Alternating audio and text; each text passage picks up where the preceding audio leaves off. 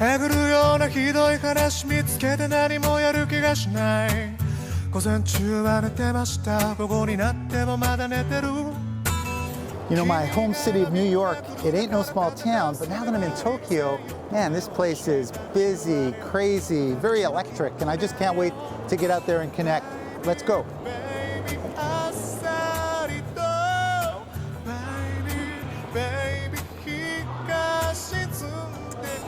Well, if you don't like crowds, we're definitely in the wrong place. We're here in Shinagawa Station, and Shinagawa Station is the funnel of salarymen and salarywomen heading to the many corporate headquarters here. It literally is a sea of humanity, and the challenge for me is to try and kind of communicate what this feels like to be here in person. So I'm going to get to work and see what I can come up with here. I think what I'm going to try is experiment with some slow shutter speeds to show movement. I'm going to maybe isolate the many different feet and legs, maybe try some multiple exposures even to sort of communicate what it feels like to be in such a crowd. So, well, let's get to work.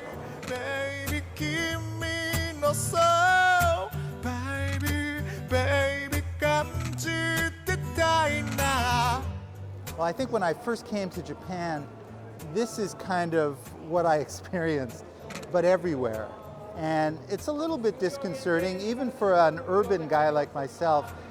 It's just the sheer endless mass of people and city. It just seems like Tokyo just never ends. Just getting here was a bit of an ordeal because as busy as this is, the subway cars, the train cars are also squished as well with humanity.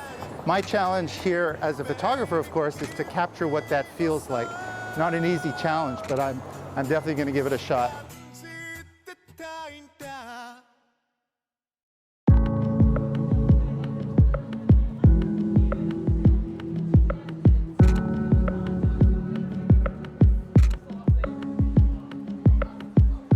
Of course, it's about the new and different environment, but for me, it's mostly about the people. And I come to Ginza when I'm here in Tokyo because it's a really interesting variety of people we hear.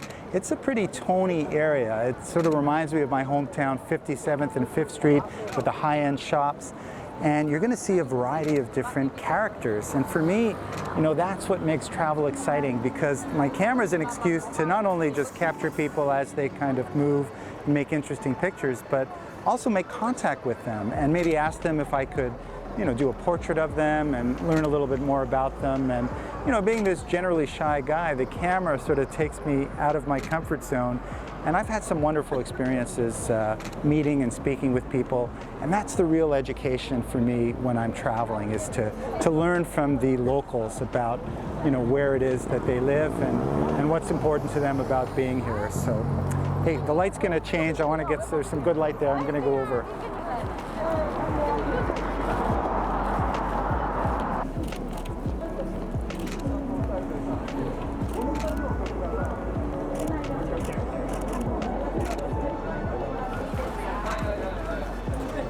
Now, what about when you dress in these beautiful outfits? These are antique, and these are long real. sleeves, right? Oh, yeah. These are real. This is like long, right? Yes. So you see the short sleeve versus the long sleeve? Yeah. The longer it is, it's to attract men. So usually, well, it works because I saw the men, you know, looking at you. But yeah, okay. Well, travel is life, and life is all about timing. And when you're in a place like this and you see something that's interesting that you want to know more about, I just kind of run after it because photographically, if you're not there, you're not going to get it. So I noticed those beautiful women dressed in their geisha costumes, and I thought, I got to go in there and take some shots of them. And as it turned out, it was a wonderful experience. Those women they spoke English, so I was able to talk to them. But most important, I was able to get some nice photos that are reflective of the variety that you're going to see here in the Ginza, and talk to them and learn from them about what it is they're wearing. So, you know, I don't just wait for things, although sometimes that's the way to do it. But if I see something that's got potential, both visually and just I'm interested in it when I'm on the road and traveling, then I just run after it, because you know what? If you don't, it goes away and you'll never know.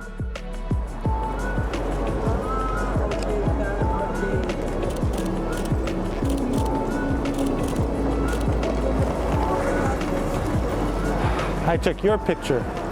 I took your picture.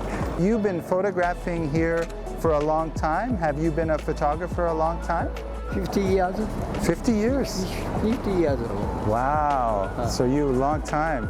You must have some very interesting photographs from the film days 50 years ago. Has it changed very much? 50 years ago, not so many Foreign people. foreign people. Yeah. Japanese yeah. only. Ah, I understand. That is very nice. You like this? Yeah, go ahead, go ahead, go ahead. Yes, please.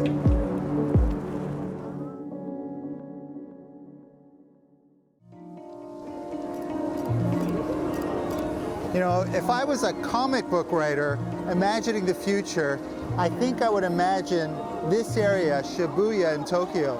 The Shibuya Scramble here is just sort of a chaos incorporated. There are literally thousands of people every light cycle crossing from 8 different sides.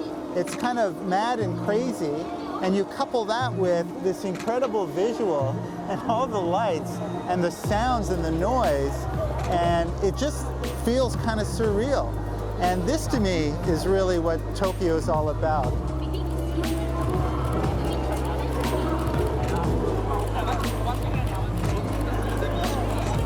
You know what?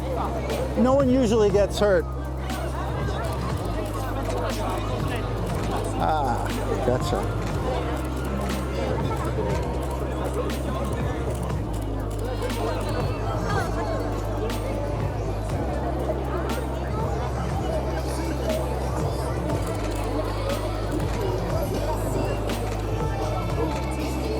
What I really like is when the light gets stale and people start to panic. You can see the flashing green light and people have to run because cars come here and it's a little dangerous.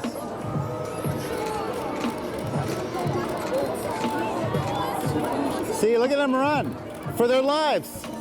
Maybe we should. I think we should. 香港世論の批判は激しさを増すデモ隊よりも叫びを響き衝撃を受け戦い方ですが As a traveler to any place, I'm kind of open and interested in exploring and learning about the culture. So when I see some kind of political demonstration, yeah, I'm going to kind of go in and listen and see what's going on and maybe try and document it. So that's what I'll do. 恐怖と威嚇を統治手段とする国民の声を受け発端とする政府への大規模な抗議デモが6月10日抗議運動の一本になっています。フランスの民主主義香港人に連帯しよう You love, and your first love is kind of the natural world in terms of your art and your photography. But of course, you're living in this city for 25 years. How does that background and passion for nature affect what you photograph when you're not in a very natural environment like right here? I mean, being here in a big city like Tokyo, I'm a nature guy, right? There's so many things happening, and I just cannot focus on photography unless I'm very calm. Okay. So I'm sure that's the part that me as a nature lover is a good influence to my photography when I'm doing something city work. Yeah. I think it helps me calm down first, and then kind of have a look overview of where I am and what I'm trying to do or what I'm trying to feel. How do you find calm here? How do you do it? Yeah, It's not calm. it's not, well, it's the calm is here, right? It's just calm in here.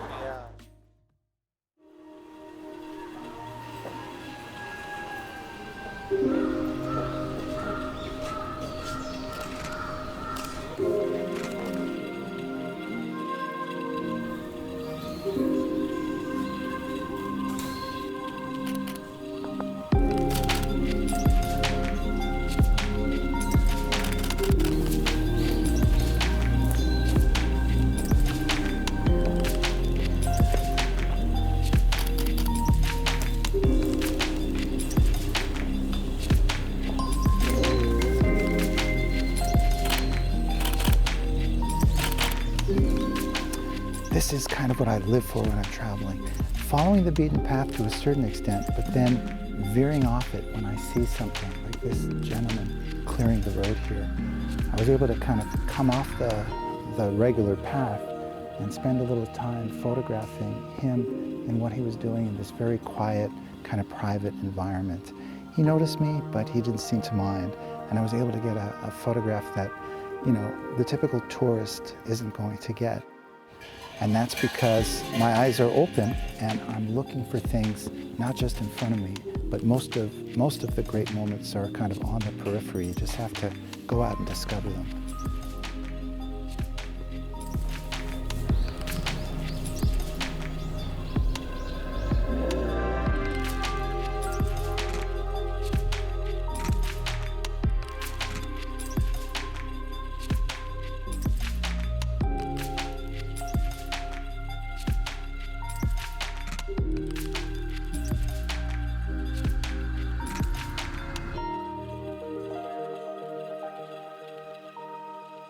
Of course, I like to go to where the tourists go because they're going to interesting places. But what I really like is to sort of get off the beaten track at times and just explore and see what's there. And more often than not, I end up in really interesting places with really kind of interesting experiences.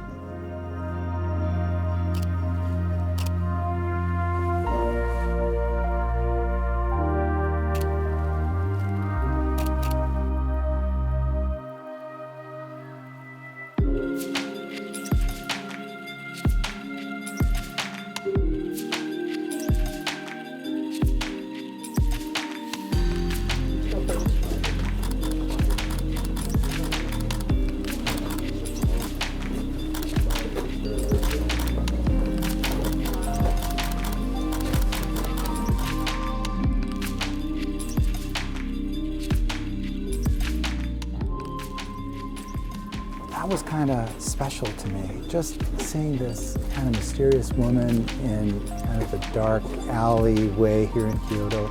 It just kind of spoke to me as being kind of a bit of a special moment, so I wanted to try and get something special from it. We'll see. You never really know until I look at what I've got. And it kind of reminded me of how I feel sometimes when I come to Japan. There's a mystery, and there's, you know, it's just such a foreign place for me. It still feels really kind of mysterious and almost mystical in a lot of ways.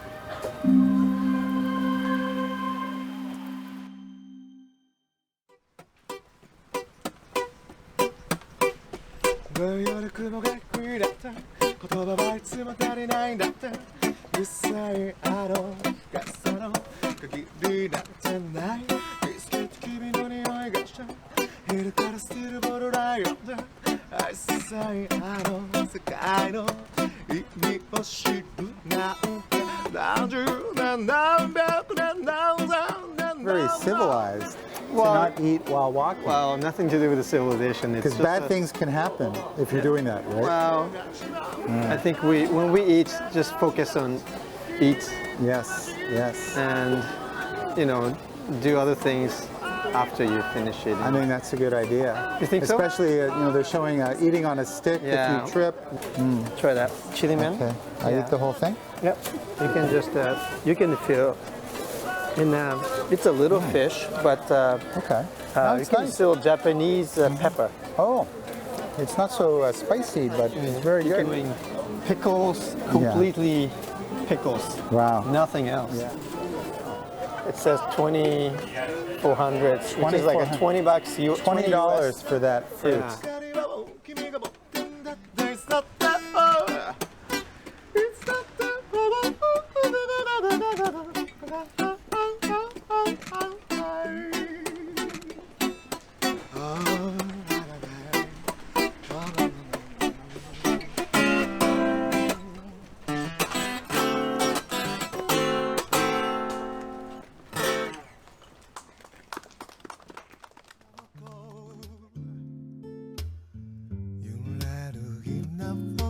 machine no phone. I feel so good. なんて何から何までいい感じ。もう愛そうでががない。東から西まで君の髪にもかい。